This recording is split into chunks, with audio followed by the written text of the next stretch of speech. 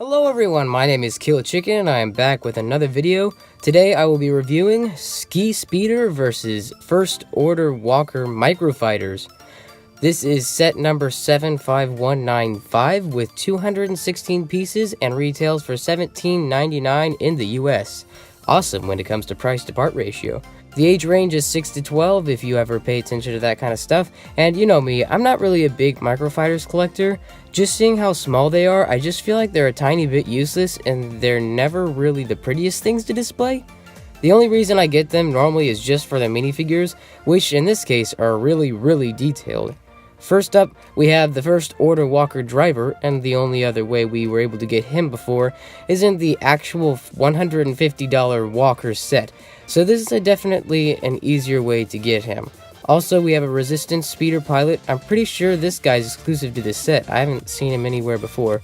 On the back here, it shows how we get a tiny little chunk of, like, crate. It's like a little turret and micro trench. On the bottom here, it just shows all the other Microfighters in this wave, and then on the other parts of the box, it shows some of the play features. So yeah, I'm gonna go ahead and build this up, and then we can take an even closer review. Now that I've got it all built up, let's go ahead and take a close look at each of the minifigures. So coming up first, we have the First Order Walker Driver, and like I said before, this was only found in the actual Heavy Assault Walker set. This is definitely a way cheaper way to get this guy, and he is definitely an amazing looking minifigure.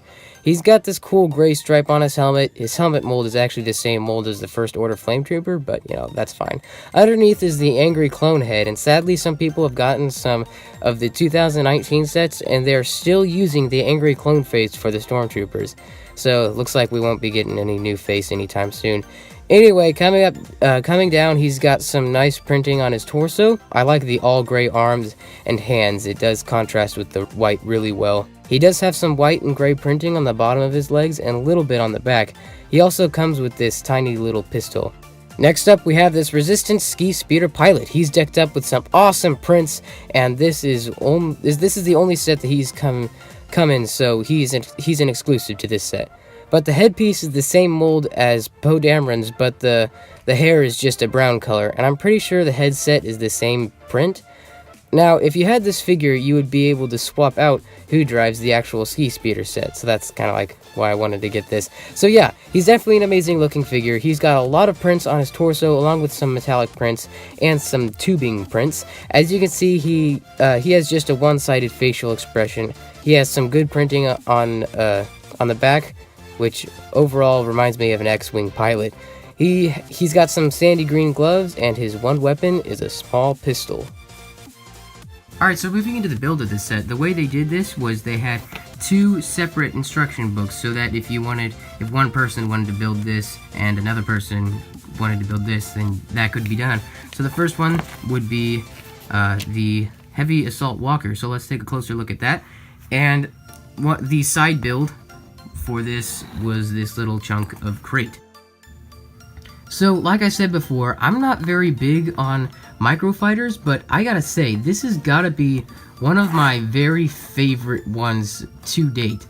Like, not only does it have this little place for you to fit a minifigure and it represent a Microfighter, but it also looks good as just like a micro build of this vehicle. Like, if you were to look at this far away, you know, hey look, there's the Heavy Assault Walker. It's got very defined features, and it just looks exactly how it's supposed to look. So it does a good job at executing the Microfighter look and the just micro build look. So let's take a closer look at some of its functions. I wanted to point out I love the part usage and just the overall look of its face. You can see they use these levers, and you've got this curved 1x1 tile and these little teeth pieces to make up this very good looking face for the Assault Walker. As you can see, just for some playability, they've got some stud shooters right here. Never been a favorite, but back here they've got those things that are on the back of it. No idea what they are, but you know, they executed that. They got the shape of the side, just they nailed that look. That looks perfect. As you can see, they've got the heavy feet right here in the front, and then kind of the classic looking walker legs and feet in the back. So yeah, this is overall really good build. It looks good as a micro build just for display, and for the micro fighter for play. So yeah, and the also like I said, there was another build in this bag 1, and that would be this little tiny piece of crate. It was very nice of them to just think of including a tiny little piece just to have a little bit of a look of what the scenery is, and yeah, that was nice of them just to include this. It's kind of just a little turret. It's supposed to look like a little trench right here, and yeah, you put your minifigure here, and of course, stud shooter. Yeah, so let's move on to the next build. So unlike the build we just saw, this is not the best Microfighter ever. It's just, the overall look of it is a little bit disproportionate, seeing how you need a spot over here to fit a minifigure, so that blows up this side, and then this side is like, wait, well what about me?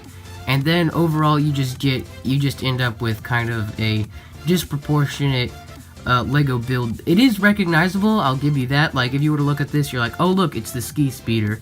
But just overall, it's not a very good display piece. It's a little bit wonky looking, and like I said, disproportionate. But just some of the features on it, as you can see, they use these grill pieces to represent the engine section, and over here in the cockpit, you've got this brown place for the minifigure to sit. You've got a little bit of a windscreen right here, and a little headrest right there. On the back, you've got like a little bit of an exhaust right there, and on the back, they did master this part. This does look pretty good. They've got like the little flag piece back here for the fin, and then also they have this thing that comes down as the ski speeder. I wish they used like a knife piece for that, because it was kind of like a knife down there. But anyway, on this side, of course, because due to playability, they had to add a little bit of stud shooters. There are a lot of stud shooters in this build. So yeah, overall, it's a good, it's a sturdy build. It's recognizable. It's just not the prettiest thing ever. And yeah, you know, your minifigure can fit on this side. So yeah, in this set you have a phenomenal build, and then the so-so build, and then the extra pieces build.